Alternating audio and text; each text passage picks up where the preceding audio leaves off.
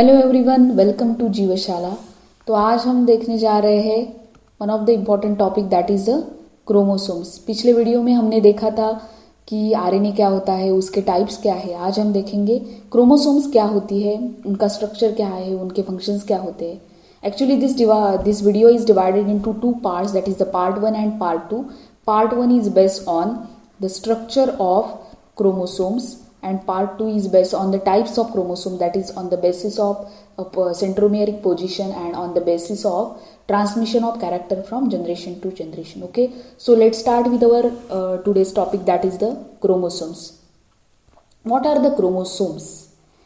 So chromosomes are long thread like structure which are present in our nucleus. इसका मतलब हमारे body के जो सेल्स है, उन सेल्स का मतलब पेशी है, जो पेशियों के न्यूक्लियस होता है, उसी न्यूक्लियस के अंदर long thread like structure present होती है। इसी को हम बोलते हैं क्रोमोसोम्स। ये जो क्रोमोसोम है ये कलर बॉडी है। क्रोमा का मतलब होता है कलर और सोमा मीन्स बॉडी। ऐसी कलर बॉडी जो लॉन्ग है, थ्रेड लाइक है और जो हमारे न्यूक्लियस के अंदर प्रेजेंट होती है, उनका मेन फंक्शन है दे कैरी द और दे मेंटेन द हेरिडिटरी स्टेबिलिटी। इसका मतलब जो भी पेरेंट के पास हमारी जो कैरेक्टर्स होती है, वो कैरेक्टर ऑफस्प्रिंग को कैसे जाती है, due to the chromosomes. Because each and every species और उनके ईच एंड एवरी स्पीशीज का जो भी इंडिविजुअल होता है, उन इंडिविजुअल के सेल्स में क्रोमोसोम का नंबर कांस्टेंट रहता है।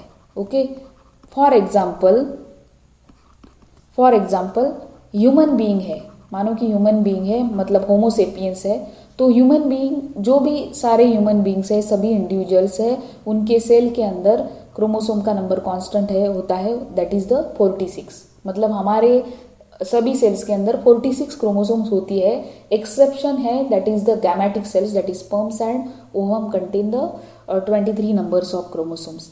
बट बाकी सब जो सेल्स है, सोमैटिक सेल्स है, उनके अंदर कितने क्रोमोसोम होते हैं, 46 क्रोमोसोम्स होते हैं। और ये जो क्रोमोसोम्स है they are made up of proteins and DNA. Okay, तो हम आगे देखते हैं इसका स्ट्रक्चर क्या होता है। अगर कोई क्रोमोसोम होता है तो क्रोमोसोम का जो मिडल वाला सेंटर वाला रीजन होता है, उसको हम बोलते हैं सेंट्रोमियर। ये जो सेंट्रोमियर है ये क्रोमोसोम को दो पार्ट में डिवाइड करता है, दो आर्म में डिवाइड करता है। They are called as this two parts are called as chromatids. Okay, ये जो दो सब यूनिट्स है उनको हम बोलते हैं क्रोमैटिड। अगर आपने ये टिपिकल स्ट्रक्चर क्रोमोसोम का देखा है तो ये क्रोमोसोम का स्ट्रक्चर है, ये इसको क्या बोलेंगे हम, सेंट्रोमियर बोलेंगे। और ये जो दो पार्ट है वो है क्रोमैटिड्स। तो ये जो क्रोमैटिड है, अगर हमने इसको मतलब ये जो क्रोमोसोम है इसको हमने इलेक्ट्रॉन माइक्रोस्कोप के अंदर देखा, इलेक्ट्रॉन माइक्रोग्राफ निकाला, तो हमको उसका एक हाईली कॉइल्ड स्ट्रक्चर दिखता है। जैसे कि ये स्ट्रक्चर दिख रहा है, इसमें बहुत सारे पार्ट्स आते हैं, जैसे कि टीलोमर है, क्रोमोमियर है, secondary constriction second, chromonemata, centromere that is primary constriction, nucleolus है, सेकेंडरी कंस्ट्रक्शन फर्स्ट है, और सैटेलाइट है। ओके, हम एक एक करके देखते हैं आखिर ये स्ट्रक्चर्स क्या होती है। अगर हमने इलेक्ट्रॉन माइक्रोग्राफ में एक क्रोमोसोम का स्ट्रक्चर रिवील किया तो हमको एक हाईली कॉइल्ड स्ट्रक्चर मिलता है, थ्रेड लाइक स्ट्रक्चर मिलता है, उसको हम बोलेंगे क्रोमोनीमा। मतलब जो भी मेटाफेजिक क्रोमोसोम है they shows the two sub unit that is called as a chromatids. जैसे कि ये स्ट्रक्चर है, इसमें ये जो दो दिख रहे हैं उनको हम क्या बोलेंगे, क्रोमैटिड्स। मेटाफेजिक का मतलब क्या है, जब भी सेल डिवाइड करती है, माइटोसिस और मियोसिस होता है, तो उनके 4 फेजेस है, that is the P mat. P का मतलब है प्रोफेज, एम का मतलब है metaphase, A for anaphase and T for telophase. इस मेटाफेज के अंदर ये जो लॉन्ग थ्रेड लाइक क्रोमैटिन होता है ना, वो कंडेंस होता है और हमको ऐसा स्ट्रक्चर दिखता है, उसी को हम बोलते हैं मेटाफेजिक क्रोमोसोम्स। तो it shows the two subunits that are called as a chromatid. Each chromatid has two subchromatids called as a chromonema. उसी क्रोमैटिड को हमने फर्दर मैग्नीफाई करके देखा तो हमको सब क्रोमैटिड्स दिखते हैं, उसी को हम क्या बोलेंगे, क्रोमोनीमा। आप यहाँ पर देख सकते हैं this structure is called as a chromonemata. मतलब ये और ये जो दो है वायलेट कलर में दिखाई गए वो क्या है, क्रोमोनीमेटा है।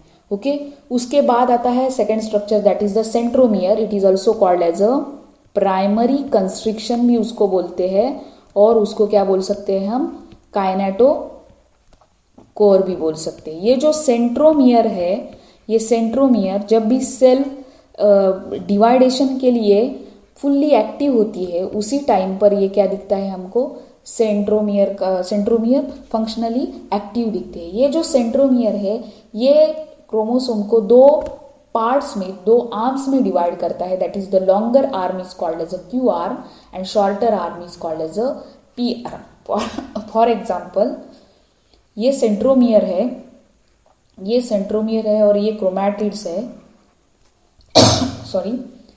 तो ये जो सेंट्रोमियर है दैट इज प्राइमरी कंस्ट्रिक्शन है, इसने ये क्रोमोसोम को दो पार्ट में डिवाइड किया। Long arm is called as a Q arm and shorter arm is called as a P arm. Okay, then next structure is a secondary constriction second.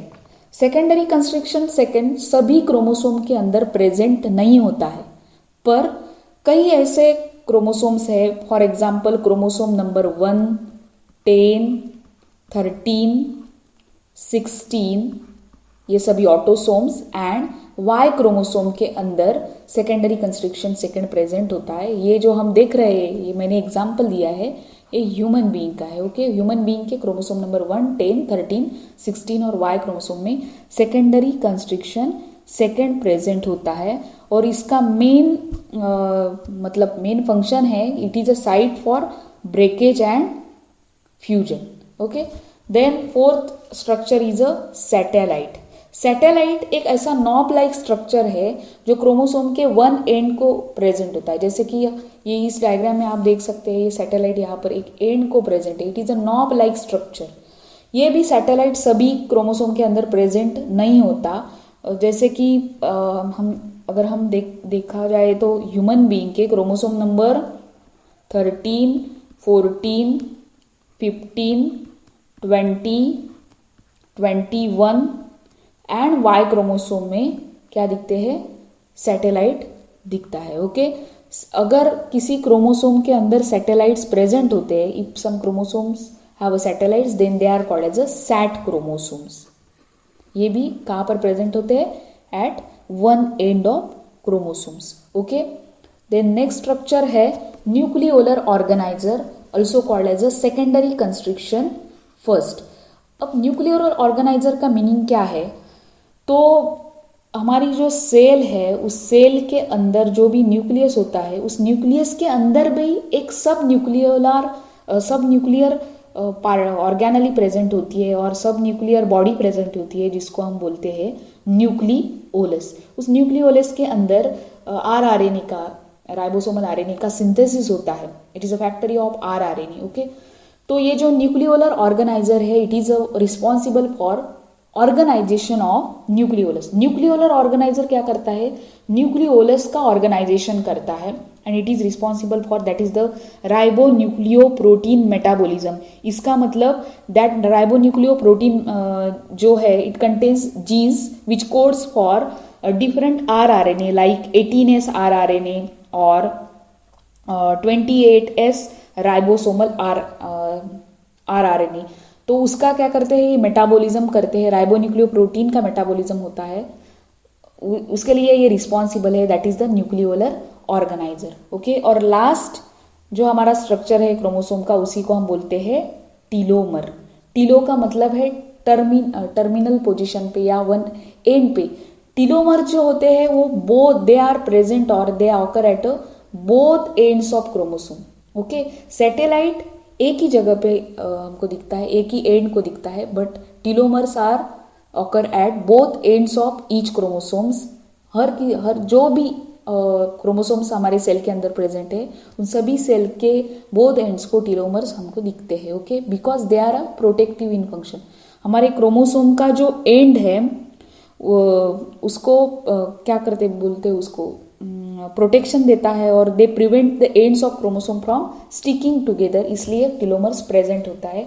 Actually they made of nucleoproteins. Okay, telomeres are made up from nucleoproteins and these are a special type of, they have a special type of replication mechanism seen through one particular enzyme that is the reverse transcriptase. ये हमने देखा था कि reverse transcription ये जो process है, मतलब RNA to DNA का कन्वर्जन होता है with the help of reverse transcriptase enzyme. तो इसी प्रकार से ट्रांसक्रिप्टेज एंजाइम ये टीलोमर का रिप्लिकेशन करता है, इसी को हम एंड रिप्लिकेशन भी बोलते हैं। ओके, तो यहाँ पर हमने क्या देखा, स्ट्रक्चर ऑफ क्रोमोसोम। इसी प्रकार ये जो लेक्चर है, ये वीडियो यहाँ पर ख़त्म होता है। मैं उम्मीद करती हूँ कि आपको ये स्ट्रक्चर ऑफ क्रोमोसोम समझ आ गया होगा। अगर आ गया है तो मेरे वीडियो को लाइक कीजिएगा, शेयर कीजिएगा और सब्सक्राइब कीजिएगा। तब तक के लिए thank you and bye bye.